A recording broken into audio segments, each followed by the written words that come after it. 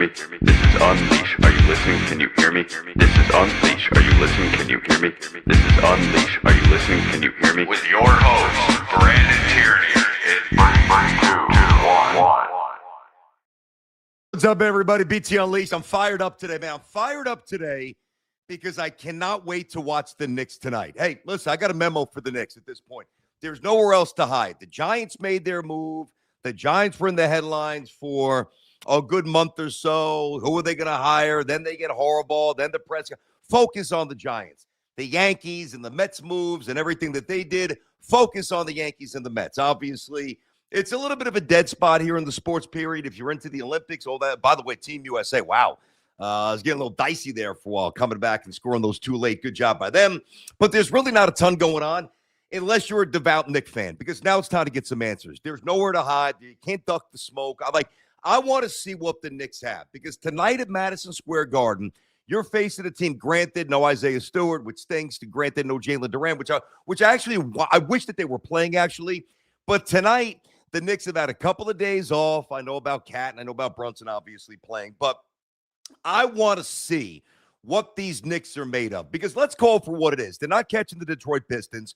So in that regard, it's already a less than season, regular season. It's already disappointing. Like if I told you before the start of the season, with the additions to the bench and all the things that the Knicks did, and based on how they finished a year ago, that the Knicks slightly past the midpoint of February, the Knicks would be not 1, not 2, not 3, not 4, not 6 games behind the young Pistons. And I've got a lot of respect for the Pistons. Knicks need to start respecting the Pistons, because it doesn't seem like they take them very seriously. And every time the Pistons show up to face the Knicks, they absolutely swat them.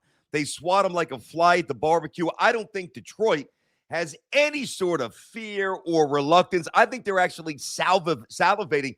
I think they would love to play the Knicks in the playoffs. And quite frankly, I don't know that the Knicks share that enthusiasm or that confidence. It's got to start changing tonight. All right, you got Alvarado, you got Sohan. Mike Brown said Sohan's going to play. Can't wait to see what he's got.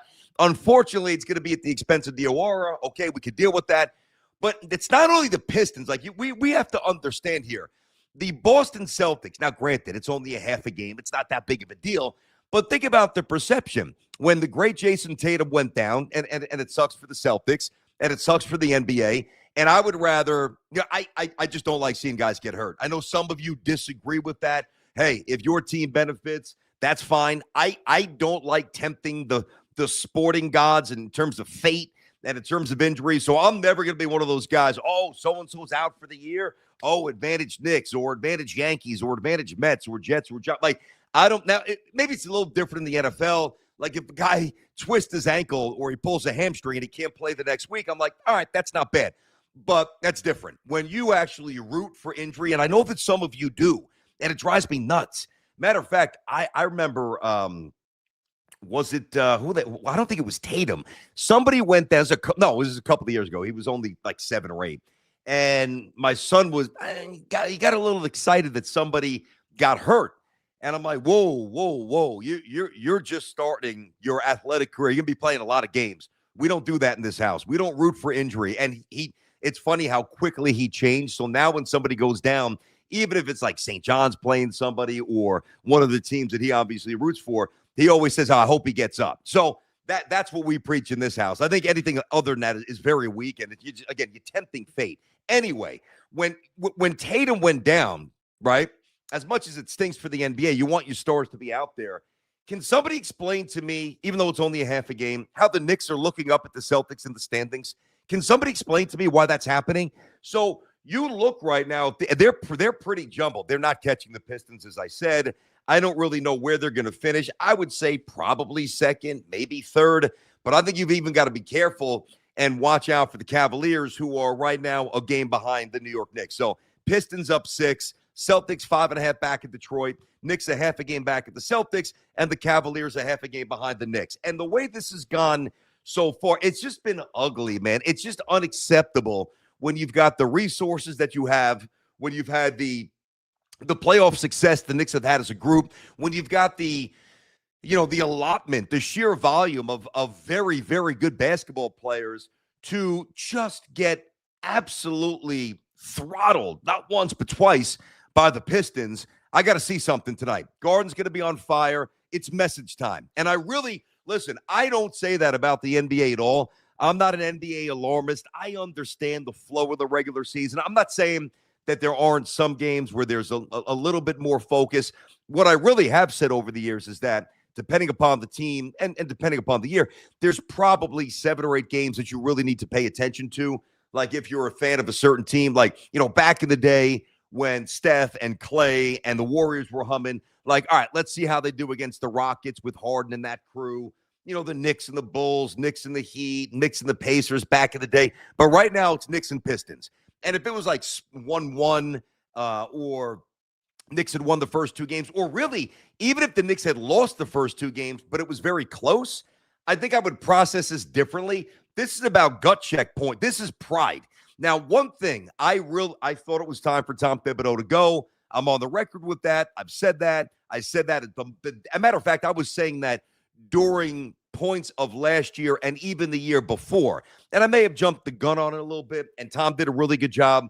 It's not to drag Tom Thibodeau, but I can promise you, because I'm going to compliment him now, one thing that I know for sure, while I think that the ceiling, certainly offensively, and the stats bear that out, could be better for the Knicks as they move forward, especially as you include the new additions with Alvarez and Sohan.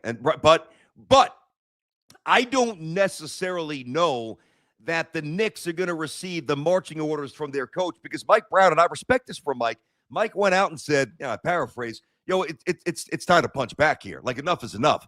They basically dismantled us here, so it's a big game. And I like that Mike Brown did that. I think the Knicks will play really hard. I think the Knicks will win tonight, especially with their 2 players missing for Detroit. But I know that if Tom Thibodeau was coaching tonight, the Knicks would unequivocally, absolutely, no questions asked, be ready to compete tonight. They have played the Pistons twice. They lost by 31. They lost by 38. The 2 games, now OG wasn't there. Cat, I get it. Understood. Figure it out. And don't lose by almost 40. I mean, if you lose by 6 without your second best player, okay, I can understand that. But then the other thing, too, is that not only did they get absolutely mopped in those 2 games, but those 2 games against the Detroit Pistons represent the 2 lowest offensive output totals for any game this year. So, like, the Pistons right now, I just, honestly, I think that the Pistons think that the Knicks are soft, because there's a lot of me up until Alvarado was brought here. And I like the Sohan. I mean, listen, 10 teams wanted him. So I'm very happy that he's here. And I do think that they'll morph into a tougher team as the year goes on. But you know how I feel about Cat. You know how I feel about Bridges in terms of floating. No real personality on the team. A lot of guys who are fairly quiet and don't really project any sort of edge. And that's going to change with the 2 guys they brought in. And that's really good. And then it will allow the other guys to just do their job without having to be that guy to inject whatever into whatever needs to be injected to. So you're damn right that I'm looking forward to this game. I want to hear it. Like, if the Knicks lose tonight, that's a massive problem. And by the way, even if the Knicks win tonight, I don't necessarily think that it's a foreshadow of things to come in terms of a Knicks-Pistons matchup. Like, let me ask you this. Let's say, now it obviously wouldn't be round 1, but let's say the Knicks fall to the 4 seed, right? And it's possible. They're a game up on the Cavs, as I said.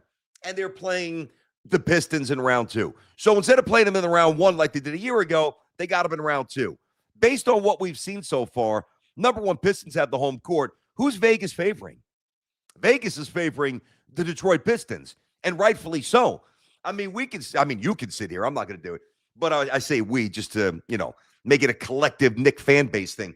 We could sit here with the orange and blue pom-poms. Brunson's a killer. Brunson's going to figure out. Cat's going to start. I know he's rebounding well, but Cat will handle business. Cat will get it done. This guy will do that. You got to see it. So it's not, I don't have any blind faith in the Knicks. I don't. Now, to contrast that and to weave something else in, one of the topics we've had recently, do I have blind faith in the Yankees, basically year to year, to find a way to make the playoffs? I do. Now, I don't have any blind faith that they're going to win the World Series, but there's a different level, and of course the Knicks will make the playoffs, but for me, there's a much different level of equity within the Yankees. Like, they've earned that. The Knicks really haven't earned that yet. And, I would look at it this way.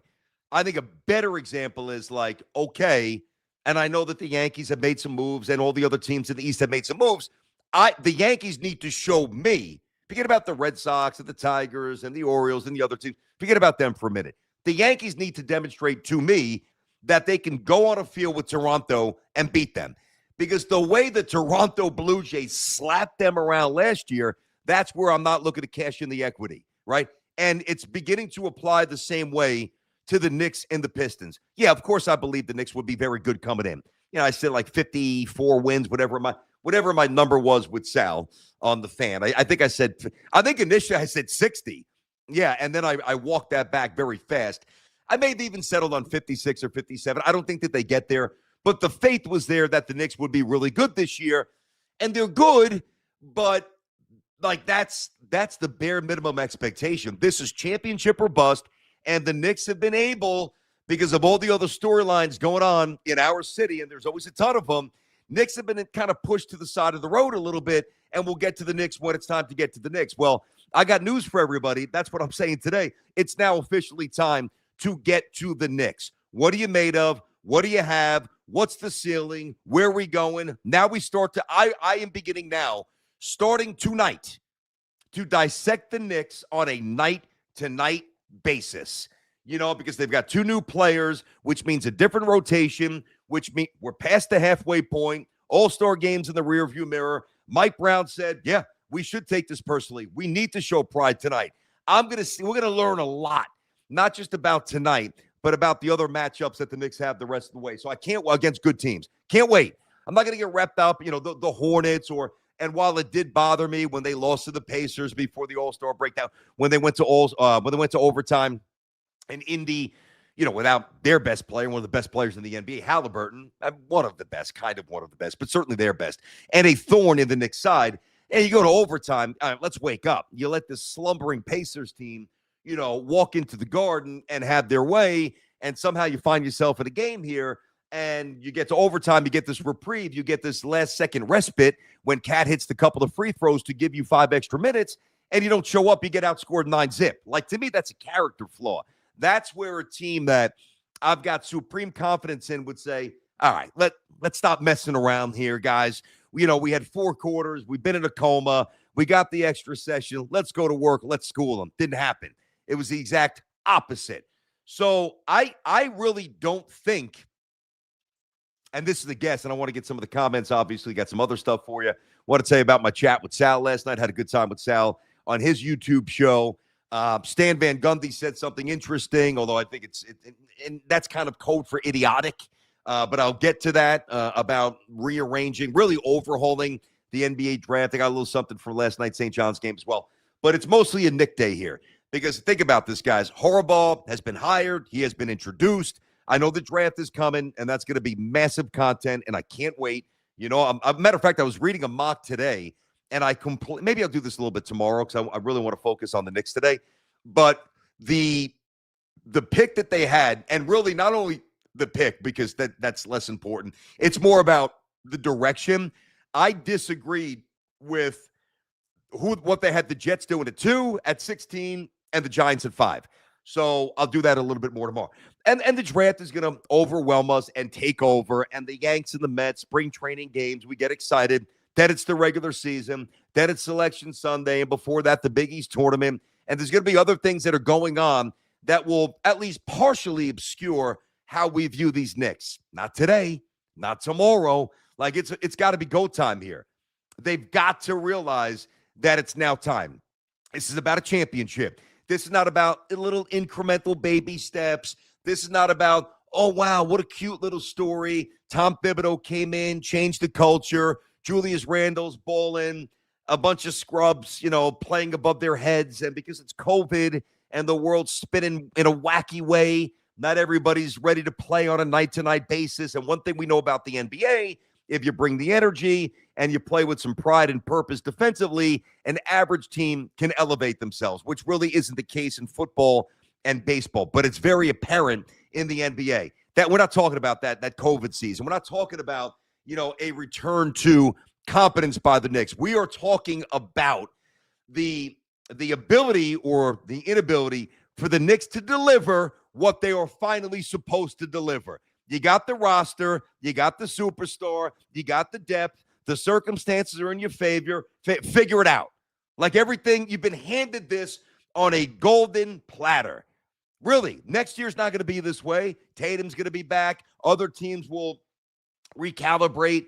It is what it is. Some of the players the Knicks picked up, they're expiring contracts. Who knows if they're back? We got to get this thing cooking. I like the Knicks. As a fan, I love the Knicks. You know that. I love the Knicks. I'm a massive Knicks fan, always will be. But what I said a while ago, and I stand by this, they've got to prove me. It's not up to me to change my opinion on the Knicks. It's up to the Knicks to force me to change my opinion on the Knicks. The onus is on them. It's incumbent upon them to do that, not just for me, because I don't think I'm alone here. It's up to them to do it for us, because second round ain't going to cut it. Forget about it. If they get bounced in the second round, Mike Brown's got to go next. All right. If they lose in the Eastern Conference Finals, not good enough. Not good enough. And if it's not incredibly competitive, then Mike Brown's got to go. Bare minimum, NBA Finals. That's what this is all about. It's been built out for the money, the contracts, the position, the roster interchangeability, if you will. All this, you got rid of the previous coach. You brought somebody else in. Let's see it. And it's got to start tonight. So, yeah, I'm revved up. Can't wait for the game. Now, let's get some of these texts cranked in here. I'll pull my guy J-Rod in a moment, see what he's up to today, see if he's awake. At Omar Youssef. Omar, what's going on? Crazy to think how far we've come with the Knicks. Yeah, and I'm very appreciative of the steps that we've taken with the Knicks. Now, listen, you got to understand this. And there are a lot of people, I won't name names. I mean, I could, but I won't. I won't be that guy. I'm really not that guy. There are a lot of people in our business that all those years that the Knicks were wretched, they didn't watch the Knicks. And some of these people don't even pretend that they watched the Knicks. They checked out on the Knicks. I never did, and I never will, right?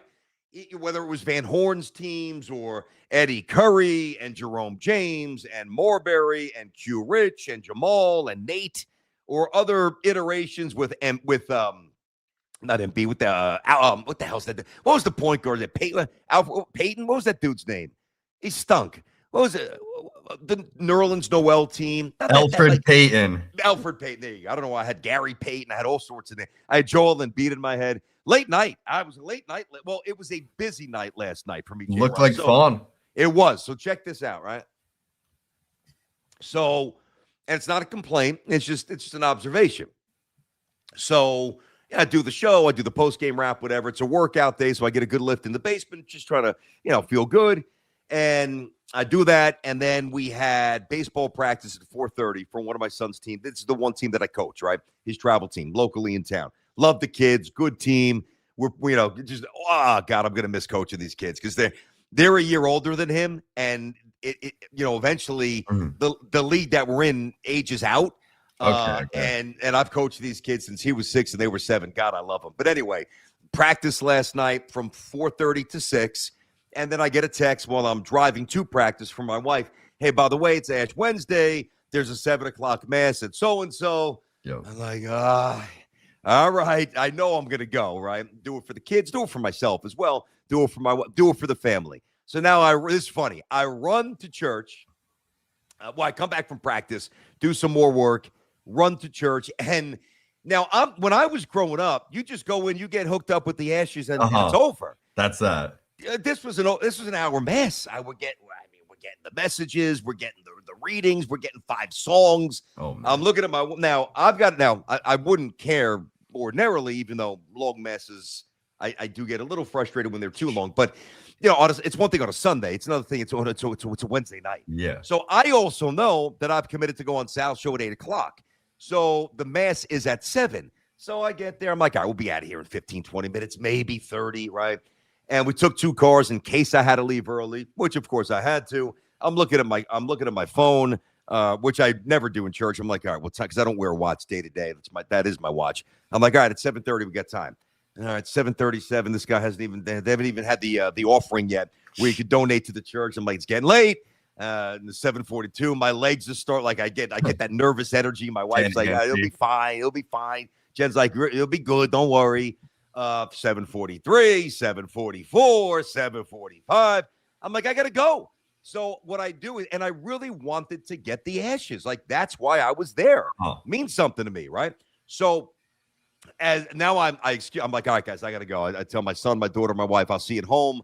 I walk to the back of the church. There's a woman back. This is funny. There's a woman back there who's getting ready to take the tray to get the money. Like, she's not the priest or a pastor. She's not going to necessarily do the ashes. She's just kind of a support. What, I don't know. I don't even know what she does. Whatever. But she's awesome, right? So I walk up to her. I said, "Hey, I've got to go to work. Is there any chance I could get the ashes early? Because I know we're still 10 minutes out." Now I'm not going to tell her, well, yeah, I got to jump on a YouTube show and you know, I've got 9 minutes and my former partner. I've got to go to work. She's like, let me see what I could do. So they had like five pastors last night, and they were all reading. The main one who we go to Christmas Eve, whatever, he's not reading. So she walks up to him, and evidently she's like, hey, you know, somebody's got to go. Can we? He comes to the back of the church. He hooks me up with a little drive-through, ash pipe, you know, and then I run out, you know, and I walk in the door at like 7:56. I want to pour my, and I don't drink during the week at all, but I'm like, you know, I want to have a little scotch with Sal. Pour myself a little scotch. I wanted to, you know, reposition the camera so we get a different look. I kind of twisted it over, over that way, you know. Liked it. Oh, good God Almighty, running around. Then St. John starts at 9. I go to bed at 12. I'm up. I drive the kids to school. Holy shit, it's been just a lot. It's been a lot. Wait till you get married, buddy. If you want to get married and if you want to have kids, wait. Now it's the best. There is nothing like it, but you never have a chance to breathe, especially if the kids are playing sports. You can't get a chance to breathe. Oh, we'll see. Also, on the Knicks, something I got to say. I mean, it's exciting. My thing is, how are people like, you know, Shamit, obviously Sochan going to show up, Alvarado. Now, by the way, everybody says Sohan. Sohan? I know there's a C there, and I'm not calling you out. I was a little confused myself to the point where I went back and I looked at old Spurs highlights. I remember him at Baylor, as I told you when the Knicks got him. But I mean, you see the Spurs twice a year with the Knicks here. So I went and I looked, and every time he scored a bucket or, you know, hey, nice play by Sohan. So I'm just going with I'm pretty sure it's Sohan, but anyway, keep going. All right. I wasn't sure either. I'll go off with Sohan. But yeah, I mean, I think this season is going to be one in like those moments where Cat is in foul trouble and Mitch Robinson needs to stand up. Like, that's really where these minutes are going to matter for, you know, Mitch, for Shamit. You know, those boys are going to be absolutely necessary to make this happen. Well, they are. And I'll tell you, I do like what Mike Brown, thank you for that, J-Rob. Let's get some text up there, pal. I like what Mike Brown said, and I like the approach that Mike is taking tonight, or at least for the next couple of weeks, whatever. He's like, hey, you know, playoffs are coming. It's basically almost March 1st here. It's around the corner. Playoffs start the middle of April. I got to figure out, Mike Brown knows what kind of player Sohan is, but he's got to see how he works, whether you go with a small lineup with him at the 5 or him at the 4, if you want to go big with certain spots with Mitch or Cat. Like, he's got to understand how this is going to play out. He's got to, you know, the allocation of roles is going to be a very interesting juggle for Mike Brown. But that's one area I've got a lot more belief that he'll figure it out than somebody like Tom Thibodeau would have, because Tom Thibodeau was just inflexible, which is one of the reasons why I thought it was time for the Knicks to move on. Again, no disrespect toward Tom. I'll always have great respect for Tom Thibodeau. He brought us back here. I'm not looking to bag on the guy, but the ceiling was a very important ceiling to me, a very important checkpoint, and he didn't evolve. Like, Kolek would have never played. There were points this year Kolek was playing pretty well. You know, if he got Sohan, right? Let's say that Tom's coaching and he got Sohan and he got Alvarado. I mean, I know both play defense, so maybe he would have been more willing to do it, but Diawara is going to lose minutes. And if Tom Thibodeau, which I'm fine with for now, even though he's played well, and I like him, good second-round pick, Diawara could play. But, like, if Tom's still here, would Diawara even gotten a chance to show that he's a viable player? My answer is no. So there's going to be a lot of juggling, and there's going to have to be a swallowing by some egos. But in terms of minute distribution, some guys are going to get burned, at least in the short term. But you have to do it because you need to figure out what you have, and you've got to kind of accept. It's kind of like microwave chemistry. And I believe that they'll get there because I think that Brunson's a really good leader. Same with Hart. I think they've got good internal leadership. But until it happens, it really hasn't happened yet, which is why one of the reasons I think tonight is so intriguing and at least perceptually incredibly important for the Knicks. James 555K. Of course, I remember Moutier. Yeah. Geez, they used to have some scrubs. Tell me about it, man. Tell me about it. I watched all those teams, and they were brutal. Every time they draft Frank Ntilikina, every time they draft, maybe this is going to be the guy.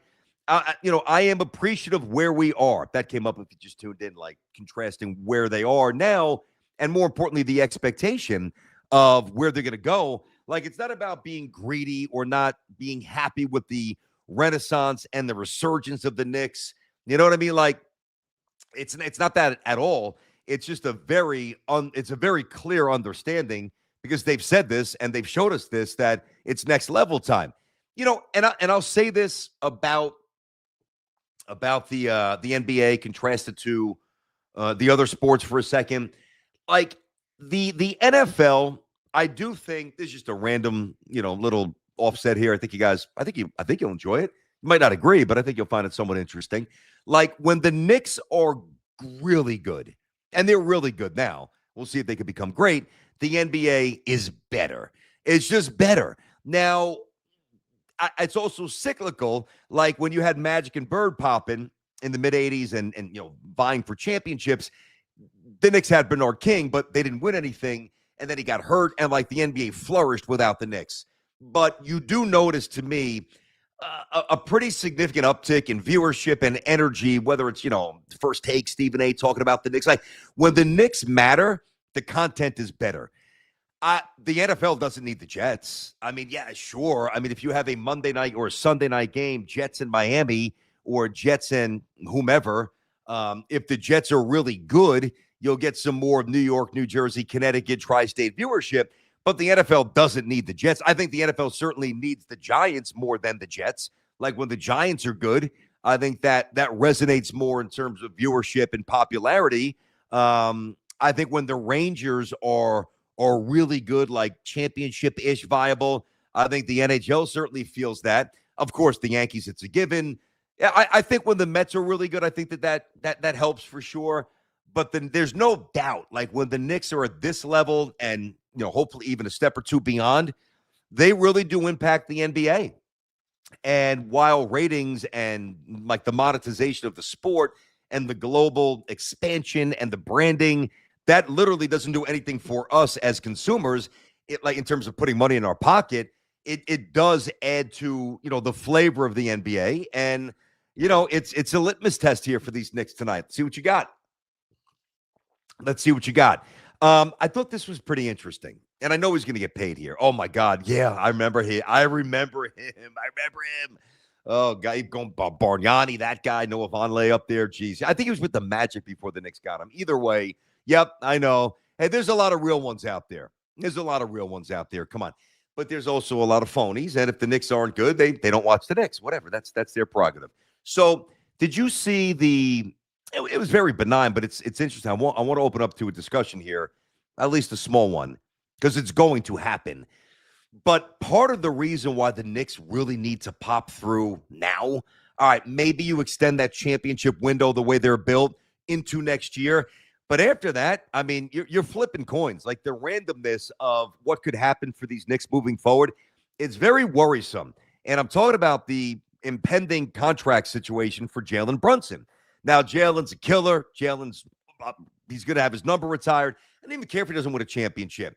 Like, to me, what Jalen Brunson's done for the Knicks, you want to contrast that to Carmelo. I'm not going to start going on the Carmelo, shade trail again. But, think about the difference. And there's many of you who think Carmelo's number 7 should be hanging in the rafters. I don't at all. You know that. That's something me and Sal, one of the few things we've really agreed with when we got to these conversations. But to me, if you're going to do it with Melo, well, you got to get Bernard King up there first. And as long as you get Bernard King up there and then you throw Melo, all right, I won't fight it too much. But Brunson belongs up there over Melo. He's going to be up there someday, is the point. He has become a great Knick. He is just so, he's everything that you want in the superstar. He's selfless. He's clutch. He's incredibly emotionally dependable. I think he's a very quiet leader. Guys take his cue. He sets the tone competitively. He's the man. I mean, he's amazing. But he's also up for a massive contract. Now, the Knicks won't do him dirty, and if they did, wow. They won't because, number one, he's too good, but also what he did for them, I think that's going to be traced back, and he's going to be and they're going to handle it the proper way. But when you talk about Jalen Brunson's contract extension, so it was 4 years and about $155 million. He signed that last July. And as we know, the big story there was that he left about $115 million on the table as a concession and wiggle room for the Knicks to build out a championship team. Carmelo, by the way, I mean, this I have to insert. I'm not trying to bag on him, but I can't say that and then ignore this. Carmelo did the exact opposite. Instead of waiting for the summer where, he could come here and keep some of that roster, he flexed, he pushed, he kicked and screamed. He got his way out of Denver, and the Knicks had to break up a core that I thought was pretty interesting. So Carmelo in that way is the anti-Brunson, all right? Jalen Brunson is just, I mean, God, how do you not love the guy? Right now, he's the 46th highest paid player in the NBA. Think about how incongruent that is. 46th highest salary in the NBA. It's amazing.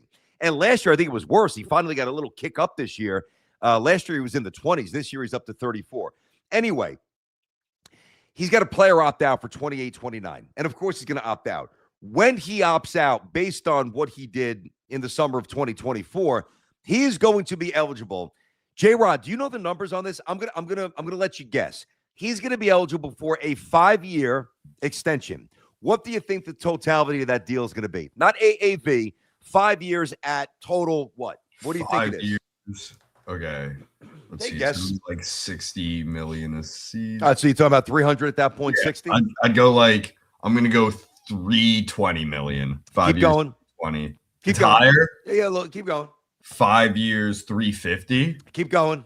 5 years, 370. Keep going.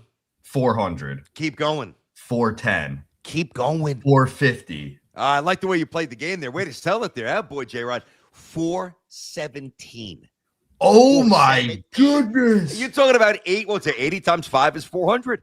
It's going to be a little more than $80 million a year. Now, understand, the cap will go up. So it won't be, and I know you know that. You're a big NBA guy, but it won't be as punitive as it sounds like. What, like $80 million? What? And by the way, I think a lot of people overreact, even with the NFL. Like when a quarterback gets 50 or 60, as long as it is maintained within a certain threshold percentage-wise, it's like the quarterback making, even if he's making $100 million a year, as long as it's 17 or 18 million, 17, 18% of the overall cap, that is not untenable. And this will not be untenable at all, but it's going to limit them a little bit to what they could do. Would it not be the largest, I guess at the time, obviously something will surpass it or potentially surpass it within the same offseason, but will it be the largest contract in NBA history if it does get signed at the time? I don't know the answer to that. I would surmise that it probably has to be. I mean, what's Harden making? 60, I think, at this point? Something like that. I think James Harden, you can check that out. I think James Harden's making 60. So I laid, as J-Rod's looking that up, and he's worth every penny, right? I mean, hell, if the extension was 5 years, 517, I'd say, you gotta do I'm going to give it to you. You're Jalen Brunson. But he's going to be older, okay? And I say this because this is why this little window this year and next year, and to me, I think that's it. Given the finances and given his age and eventual deterioration, the ability for the Knicks to build around him as they have pretty well so far, that will become more and more of a challenge. And by the way, he's going to get older. And, as you get older, he's had some ankle issues. I'm not projecting bad health for him, but you just never know. It's in front of you this year. It's bad enough the Pistons are 6 games in front of you. It's bad enough they beat you by 31. They beat you by 38. You had 80 points in one game or 81 and 90 in another against them in their house in Detroit, which represents the 2 lowest offensive outputs of any game the Knicks have played this year because their offense is really good, as we know. You barely beat them. You barely scraped by last year against a team that was young and not really ready for the bright lights. They're ready this year. So I'm worried about the Pistons. I'm even going to show enough respect to the Celtics. I'm not going to sit here and say, oh, yeah, even without Tatum, I know he's on the way back with the G League working out. He might play in the playoffs. But even if he doesn't play a second, this, like Jaylen Brown and this crew and that coach, they're champions. So I wouldn't say the Knicks will absolutely smack the Celtics. I don't know. So you got to cash in on the opportunities in front of you. J-Rod, the worst thing to do, and you're young, right? So it's a little bit easier for you to do this. But like, you know how many years I've said, really not with the Yankees for decades. So the Yankees are in a special rarefied spot. But like the Jets, hey, you know what? Trade this guy, trade that guy, strip it down, start over. It sounds good. And I do like what the Jets did with Q and with Sauce. You know that. And really resetting and starting over. But it's funny how it gets away from you. Like you can say it and it sounds good, but then you look up 10, 12, 15, 20 years later and nothing's changed. No, exactly. I mean, and as a Boston fan, I guess I've gotten pretty lucky with this, but yeah, I mean, those things are scary. You think, with this Knicks team, we've got all the opportunity in our hands right now, but you look down 5 years down the line from now and shoot, I mean, everything could be different. Oh my God. Did you check out a little BT and Sal 2.0 last night on Sal's channel? Yes, sir. Check it out. I saw a good amount of like the Steve Cohen discussion, the King Cohen kind of stuff. And then I saw a little bit of like towards the end, busting out the scotch, talking a little fan. So those are kind of the two segments I caught of it. What'd you think about Booms? You think that's somebody you could mess around and have a little fun with at some point? Yeah, I mean, I haven't personally like spoken to him, obviously on like a phone call yet, but yeah, I mean, seems like a super fun kid. He did a great job last night, and excited to, as I said yesterday, build out this universe some more. That's right. But what do you mean, super fun kid? You're the same age. We're the same age. I don't know. I guess that's just how I like refer to people of my same generation. I'd be like, he's a fun kid. I got you. I got you. Yeah. No. Okay. Yeah. We had a blast last night. It's funny too.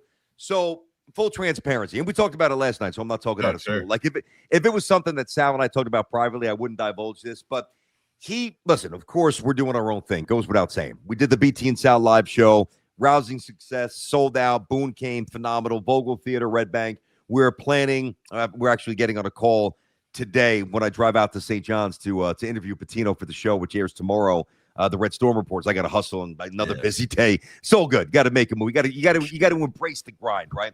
But we're going to talk about the next one, which will be Long Island area and some dates and some other things and something new that popped up, which we have to discuss. Anyway, I am of the mindset, and I can see it starting to change a little bit where, Sal's like, I don't know. Do people really want to hear BT and Sal?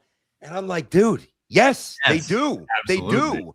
And he brought it up last night, and he was doing the super chats. He got monetized, so he's now. And by the way, you guys, banging in $30 super chats. I mean, he was getting some good loot last night, and we were talking about doing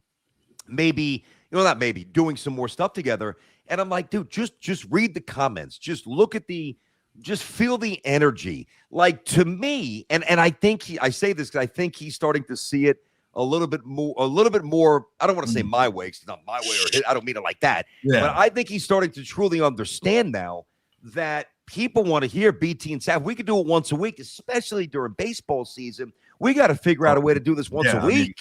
That would be awesome. I think what people respect, and obviously, this is kind of what people always say, like they love just the level-headed, real discussion. I know you kind of went into a bit of like your politics debate, but yeah, I just love that it feels like two guys who like, one, genuinely like each other, and two, genuinely know what the fuck they're talking about, sitting down, talking it up. Yeah, what does this say here? Something. What's that say? Sal rails on basketball on BB Bada Booms. Oh, on Bada Booms. Yeah, no, it'll be rails on him. He holds them to a higher standard. Yeah, I mean, I hold you to a pretty good standard as well here. Hey, well, he can't.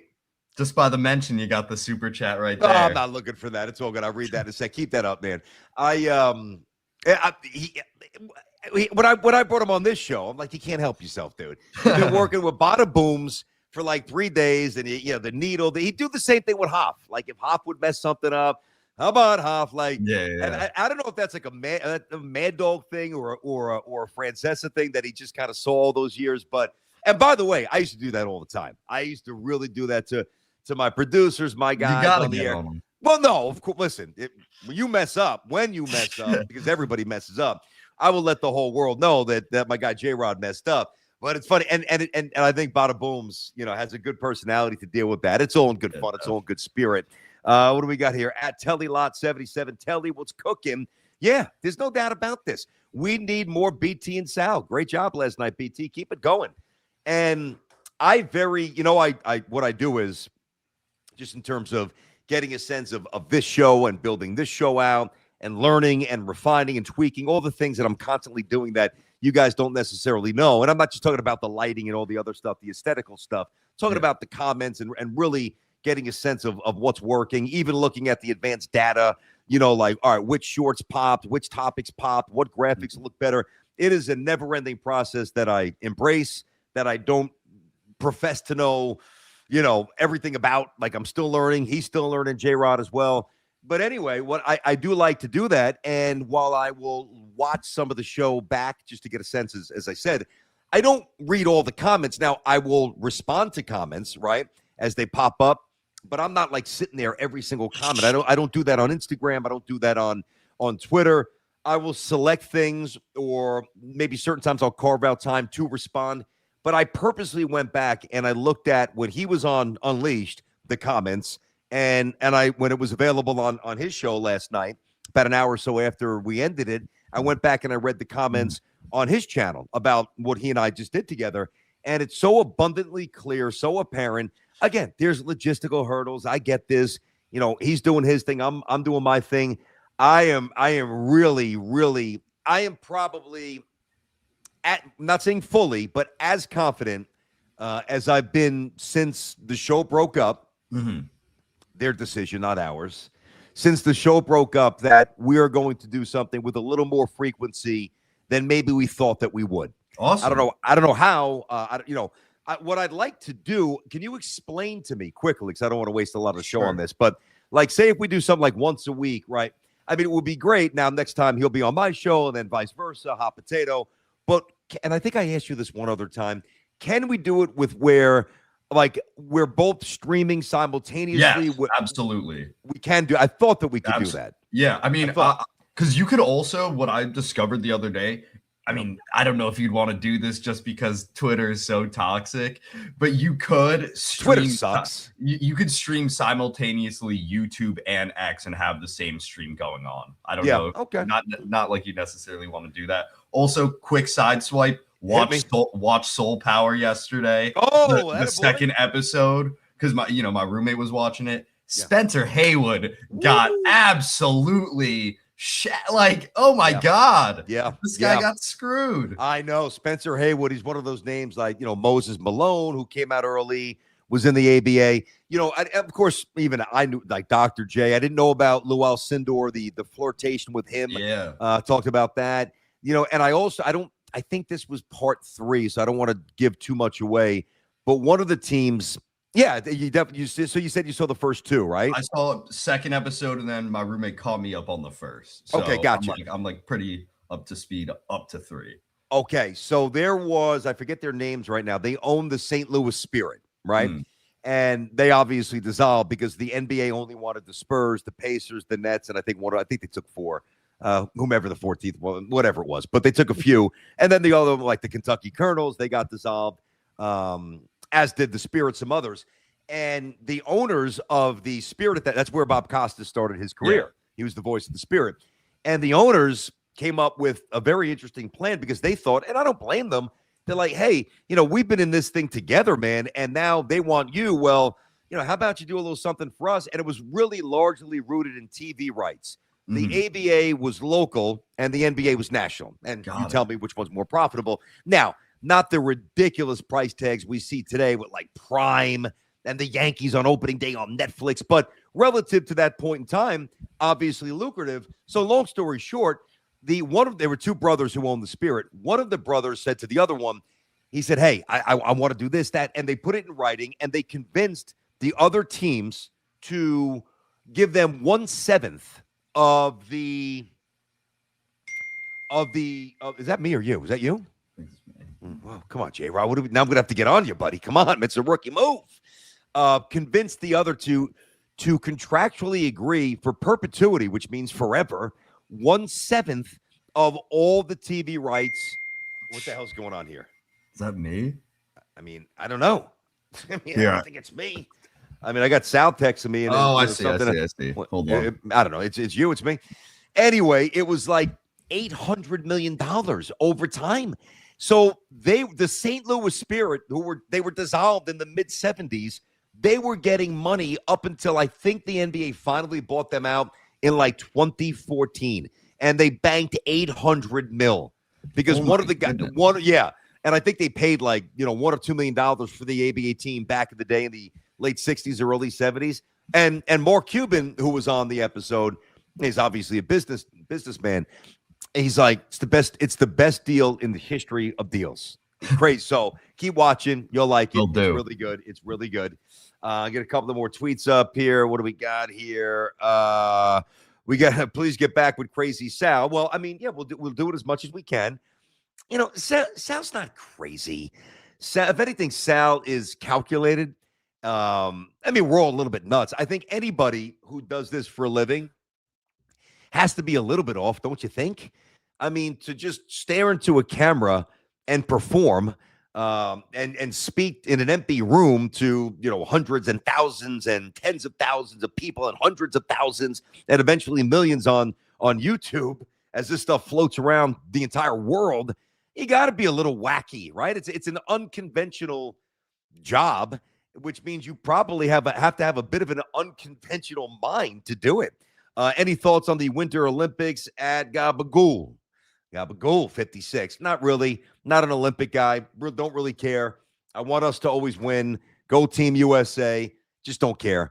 I was, as I mentioned, we had baseball practice yesterday, and one of the guys that I coach with, Mike, played hockey. He played baseball at Seton Hall Prep, played hockey at Seton Hall Prep. Great guy. I've been coached with him forever. And he played D2 hockey goalie, right? And he loves hockey, loves it. And while I'm hitting fungos, he's checking. I guess Team USA was down 3-2 with like 4 minutes to go in hockey against, was it the Swedes? Who I think were like the 8th seed. And we were down 3-2. We bang in one late. We tie it up. Then we get another one. We win. I think it was 4th right. Maybe there was an empty netter. Either way, I was more interested in the fungos than I was the score. But it was a game that would have been viewed as a massive world upset. Yeah, I mean, I did see the documentary on the 1980 Olympic team, Lake Placid, which was phenomenal. I thought it was really good. Like, I loved the footage of how they were training and, how they were making cuts. And, Herb Brooks, I didn't realize he was that tough.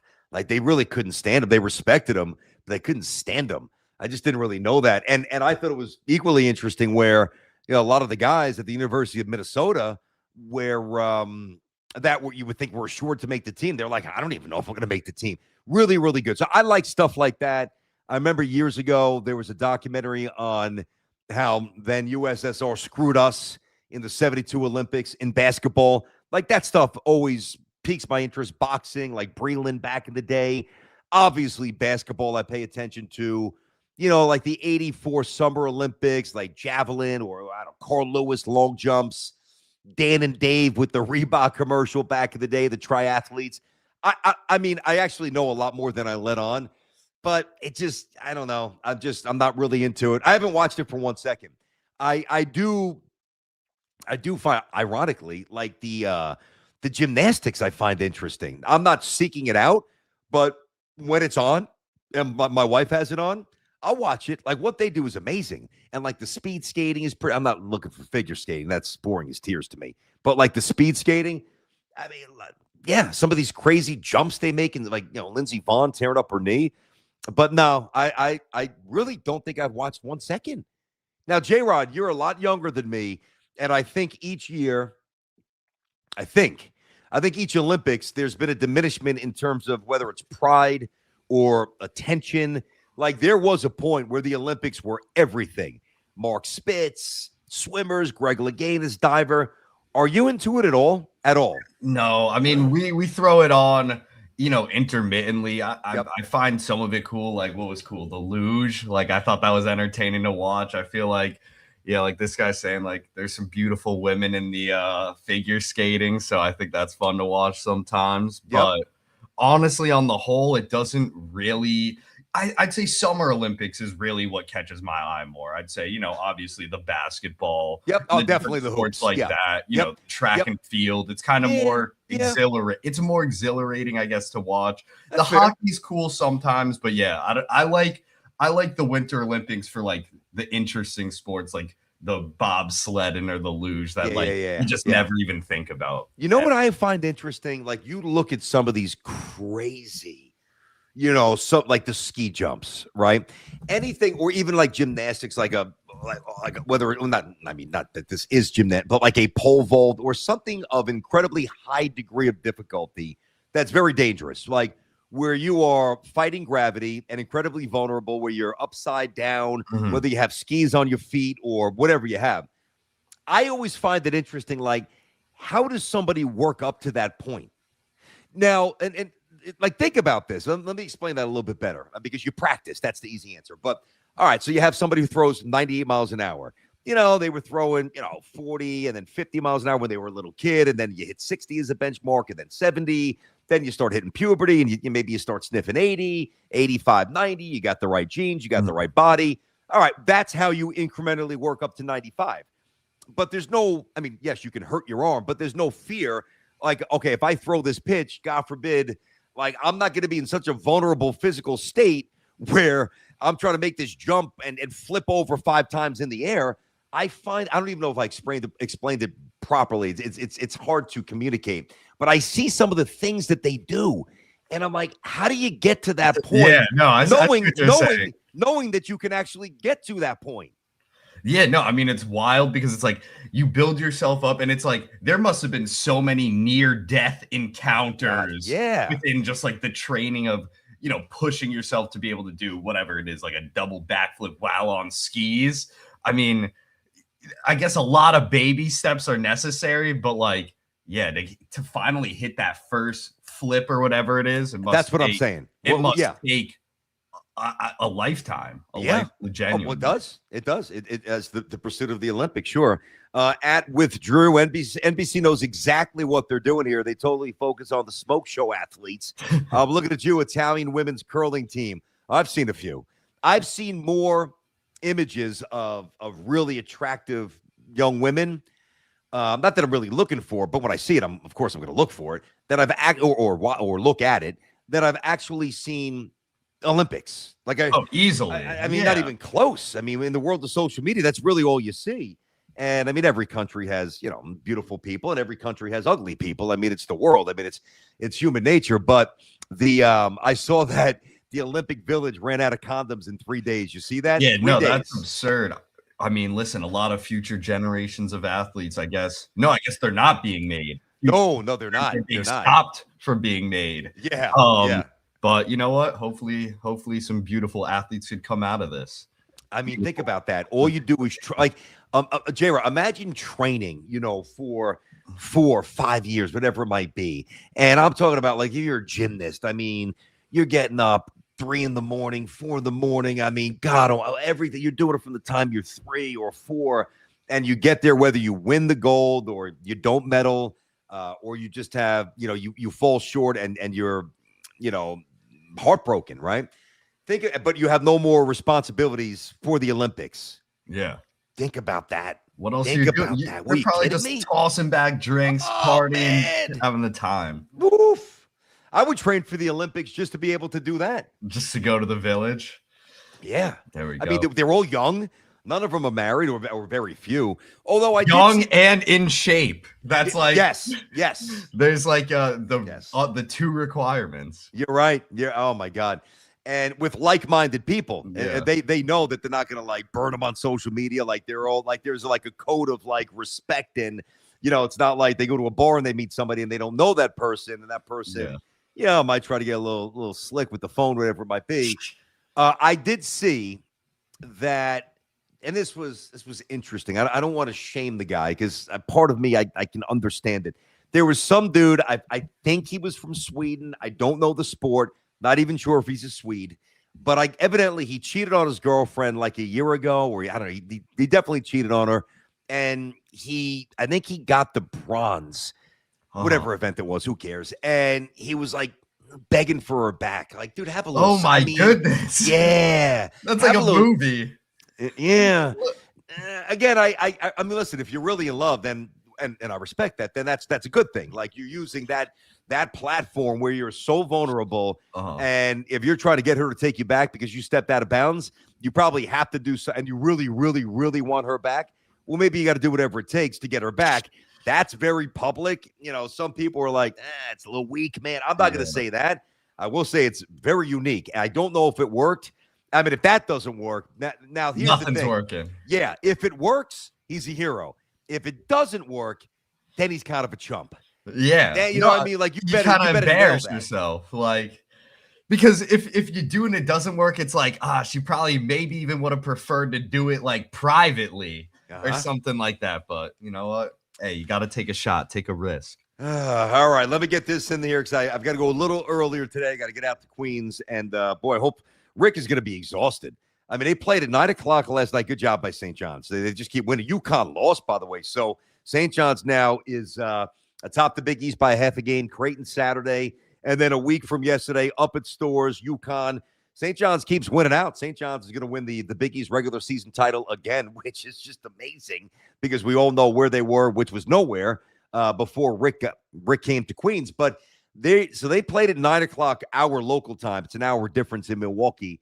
And so I'm thinking about that. So I'm in Milwaukee, Wisconsin time. 8, 9, 10, 10:30, shower, meet the media, 11:20, get on the team bus, get to the private airport, take the charter back, about an hour 40, about 2 hours there. I mean, and then Rick has to drive back to Westchester. Kids go back to their dorms, off-campus housing. I mean, Rick probably got in around 3:30, 4. And if that's if there was no delays. His energy is just boundless. So I can't wait to get to talk to him. He's got to be in a great mood. Johnny's humming. Zuby didn't do anything in the first half, and then he just showed why he's the player of the year. There's no doubt he's going to win it in the conference. And, very curious. They've got to win Saturday, but I'm very curious, and they should take care of Creighton fairly easily, I would think, at the Garden. New tip. I want to see where they are in the rankings because you're starting to see a lot of top 20 teams get knocked off a little bit. Been a very volatile week. And I know that, like UConn, there are certain schools, and they've earned that branding, if you will, and they've earned that benefit. But, UConn, when they lost to St. John's, they didn't really drop as much as I thought that they would. And conversely, I didn't think that St. John's moved up as much as they would based on where UConn was in the rankings, in the net rankings, all the other metrics, right? So now UConn's lost twice in their last 3 games here. And I mean, can we make a case for UConn to maybe drop outside the top 10? I think that you should. I mean, at the very least, 9 or 10. Like, they've got to drop 4 or 5 spots. They have to. And I would think as long as St. John's beats Creighton, and they should this Saturday, I think St. John's could jump, I'd say maybe from 17 to about 12-ish. Those now he's starting to get creeping towards the top 10. Which obviously is going to be a good thing in terms of seeding as long as St. John's continues to win. All right. Did you see what Stan Van Gundy said? So Stan Van Gundy, listen, I appreciate ideas. I do. I appreciate the ideas here. I always say I'm an idea man. I'm an idea person. Anybody can come out and rail and rant and rave and shout and scream. And if you don't bring anything else in terms of, a possible solution, it's hot air, it's a hot take, it's predictable, and it's boring, right? So anytime there's something to discuss, if I'm going to criticize Stan's positioning, or at least poke a hole in it, which I'm about to, I want to at least give him credit for coming up with some solution because the NBA obviously needs a solution. So basically, what Stan said was he thinks it's time the NBA eliminates basically the lottery, right? Or I think he said the entire NBA draft. He did. Well, how the hell do you do that? Interesting concept. Would never happen. Wouldn't even work. I don't think it's economically viable. And I'll tell you why in a minute as I give you a better solution. But at least the man's thinking and trying to solve this. Because, again, you saw a couple teams, Utah, Maybe Sacramento. A couple of teams got fined about $500,000 right before the All-Star break. The lack of competitiveness, which is why I'm really excited about the Pistons Knicks tonight. There's so many non-competitive games, and not just because one team's a lot better than the other, but because, which happens in every sport, but really because one team, not only are they not trying to win, which is very different from what they are trying to do, they are actually purposefully trying to lose. Now, how do you police this out? It's not easy. What Stan said was, by eliminating the NBA draft, which is what he proposed, just get rid of it. Ceases to exist. Now, it won't happen because the NBA draft is a benchmark and they monetize it and it's an extension of their season and they get the night that, even though the draft is not like it used to be. Like when these kids were there for 3 or 4 years, even 2 years, I knew every player getting drafted. I do college basketball games and some of these kids getting drafted. I'm like, I don't even know who he is. I don't even know, he's at what school now? Oh, that's right. He was at that school last year. It's very convoluted. So when I was a young, blossoming sports fan, the guys that were getting drafted, Mullen, Ewing, Pearl Washington, Chuck Person, I'm just throwing names at you. Like that Ronnie Cycli, those were guys I watched for 3-4 years. And you have it. You have Wayman Tisdale, you have Lenny Bias from Maryland. You have an opinion that you formulated for years. So there's more interest in the draft. Because when you can identify with something or somebody, inherently there's more interest. So I admit the NBA's interest has waned. I want to see who the Knicks drafted. I want to see if anybody from the Big East got drafted. That's really all I care about. I'm not sitting there watching the NBA draft. I'll get the answer on the on social media. But let's just say they did dissolve the NBA draft and they were able to do what Stan wants them to do. He basically said, hey, keep the salary cap. Everybody that enters the draft is a free agent. So let's say last year, let's say Stan said this 2 years ago, they somehow implemented it, which will never happen. And Cooper Flag, clearly target one, Dallas, right? Well, anybody, including the Knicks or including the world champions, would have been able to draft him number one, or really not even number one, just get his rights, so to speak, because they could offer him whatever they want. So you could offer Cooper Flag, $30 million a year. You need to be able to sit or fit it within the parameters of the salary cap. So it's an interesting concept because it would do away with the lack of competitiveness. Why I don't think it's going to work. Number one, they're just not going to get rid of the draft. But the other thing that I think would be an issue is that you would still have, I think, players who, let's say the Knicks give you an offer of 20, the Celtics, the Warriors, thinking of bigger markets, Chicago, a few others, Miami, and they offer you 20, but the Utah Jazz or Memphis offers you 30, $10 million more to go someplace that you probably won't find as desirable because the market's not as big, the cachet is not quite the same. So it's a very imperfect solution, but I appreciate Stan trying to come up with one. What I would do, this is very easy. Number one, you keep the NBA draft because, again, you have to work within the framework of what's realistic and what's not. It's not going to go away. So you keep the NBA draft, but instead of having the weighted draft ball lottery system, the worst record gets this amount of balls, the second worst, they get more than the third worst, and it decreases. So the odds to land favorably obviously increase the worse that you are. So there's the incentive to lose. So if you go 12 and whatever the math, 12 and 62, am I doing that right? 12 and 70. 12 and 70. Is that right? Yeah, 12 and 70, 82 game season. If you go 12 and 70 and somebody else goes 23 and whatever, you've got the same amount of percentage possibility based on the balls that are in that little machine that they do with Ernst & Young to determine who gets drafted where, or which team gets first, second, third sequentially. To me, that's the best solution because you keep the draft, so you keep the money and the advertising stream there. But what you're also doing is you are now dissuading entirely. There's no benefit to finish with a worse record. It doesn't behoove any team to go out there and get your brains kicked in or, sit a veteran or even a couple of young ascending players the last 2 weeks of the season because you want to make sure you don't win. No, you can finish the season with integrity and you can finish the season with pride and purpose. And those young players, and if there was a veteran or two mixed in with that group, they will benefit because they'll play with, again, with purpose the entire season. And I think that will kind of elevate them for the next year rather than pulling the plug and being selectively competitive. And here's a maintenance day, and this guy's going to sit out because we don't want to win. Like, how the hell does nobody come up with this? It's the easiest solution in the book. You got guys like Stan Van Gundy jumping through hoops to come, again, which I appreciate. It's nonsensical. It's not going to happen. But at least the man's trying. People, falling over themselves, twisting themselves into knots, try to do mental, physical gymnastics, try to come up with a solution. I just gave you one in 30 seconds. Attach the same value to every team that doesn't qualify for the playoffs. Problem solved. You're welcome, Adam Silver. Implement it. I mean, what is so hard about this, J-Rod? Why? I have a question. Mm-hmm. Why am I not a commissioner at this point? I don't know, man. You gotta hit that LinkedIn. Start filling it out. Get into that, get in the seat. You and Silver. LinkedIn. Yeah. Well, Silver's the number 2. I mean, I know he's literally a number 1. But if I was going to go and work for the NBA, I could not work under one. Well, yeah, I mean, I couldn't work under Adam Silver.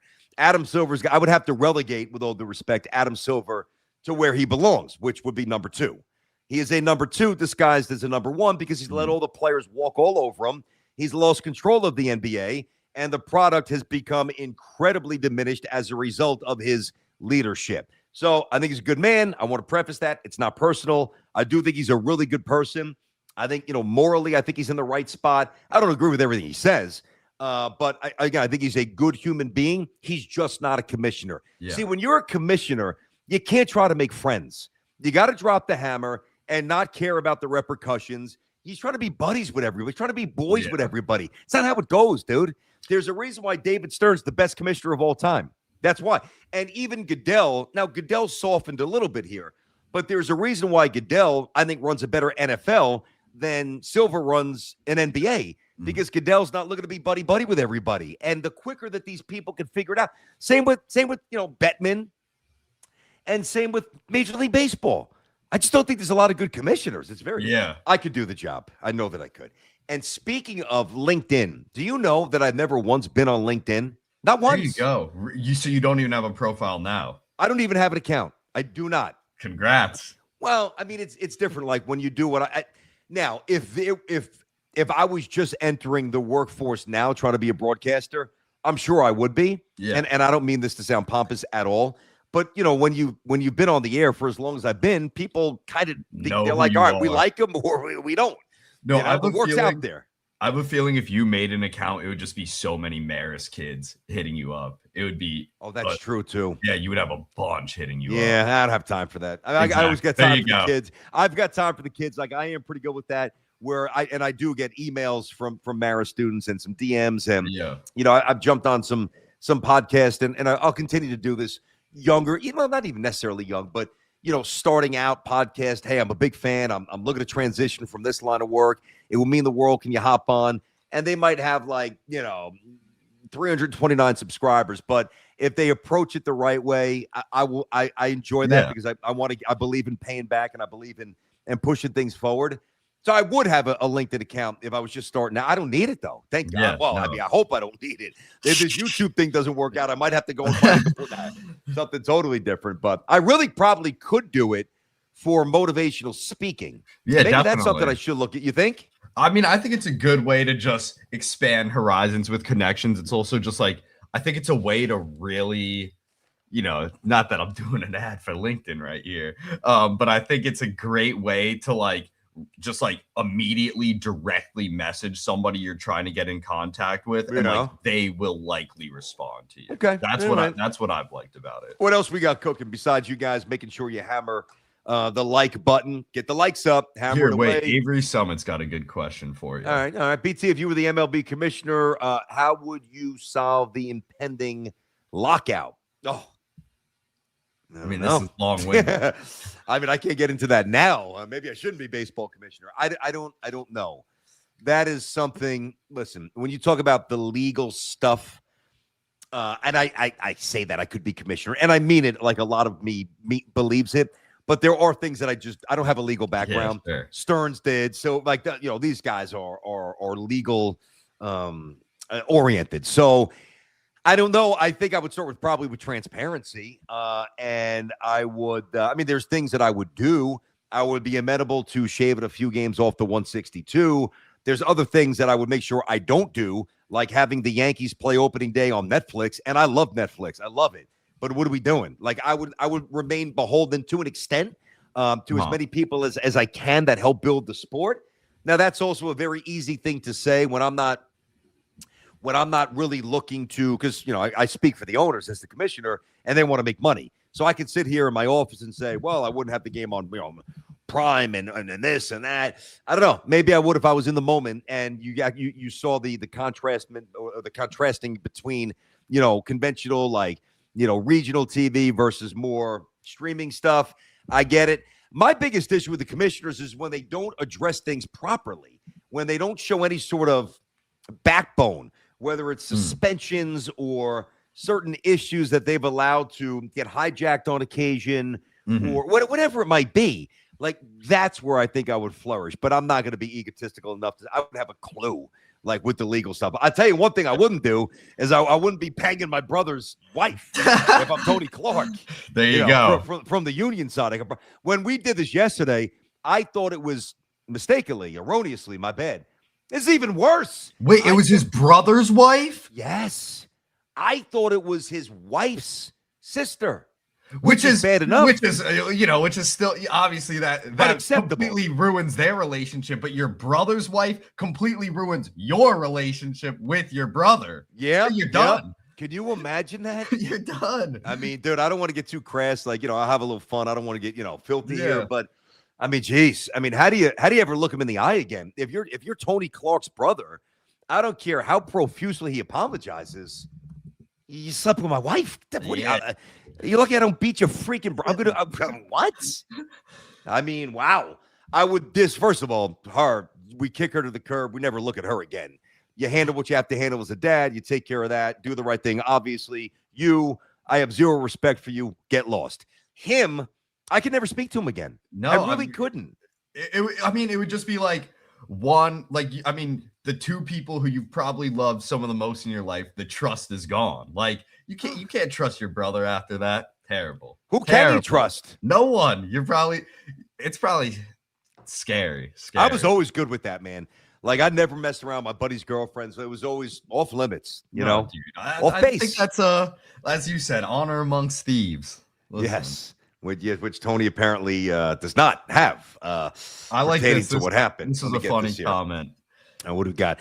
I'd like to see BT reenact the cover for Queen 2 or the game. Queen 2. I don't even, or the game with Sal. The picture. What the hell does this even mean here? J-Rod and Bob Bada Booms, which will make for an excellent group. Oh, for their interconnected shows. All right. What do you mean? Queen, the band? Yes. Wait, it's I'm not a big fan of Queen. I'm not a big fan. Oh, okay. Yeah, I know. Now, let me back that up because I've got a very eclectical musical taste. I appreciate music. I'm not saying that I don't think Queen is incredible in terms of their artistry, their impact. I'm not saying that at all. And the documentary was great. Yeah, great. Yeah. I did see that. I never really liked their music. No, that's fair. It's a little grandiose. Yeah, just not really my scene. He was. Of course I know that one. Yeah, I know that one. Yeah, it's a cool picture. I have seen that a million times. True, that is a cool picture. Anything else before I hit the old road ski and get out to St. John's for the nothing but the slam that like, slam that subscribe, and keep this train a rolling. Something on Van Gundy. Let me see if I missed one more thing here. Yeah, the Queen cover here. All right, we started. Just get redundant. It's all good. Hey, you heard what I said about these Knicks. Let's see a little spirit. Let's see a little fortitude. Let's see a little heart. Let's see a little pushback. They haven't beaten you. They have owned you. They have embarrassed you. And, to really get worked up for a regular season NBA game is kind of rare. Tonight, as soon as I get back from coaching my daughter's game, which will probably be, if I had to take a guess, 10-4, 10-5, if the final score. I am coming back, and I am planting my ass on the couch, and I'm watching every second of this game. And I have an expectation of what I better see and what we better see. And if not, we're going to have some questions. We're going to have a good show tomorrow. Either way, we'll obviously do some Knicks. I've got some NFL draft stuff for you tomorrow as well. Hey, spread the word, Unleashed. Hammer the like, subscribe it, get the comments going. And that's it, man. Have a great, great Thursday. And I will catch you guys tomorrow at 10, unless something wacky happens. In the meantime, J-Rod, everybody else, BT, Unleashed fam, be well. I'll check you tomorrow. Peace.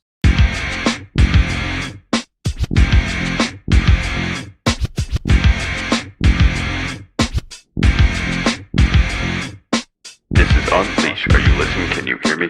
This is Unleash. Are you listening? Can you hear me? This is Unleash. Are you listening? Can you hear me? This is Unleash. Are you listening? Can you hear me? With your host, Brandon Tierney. It's 3 2.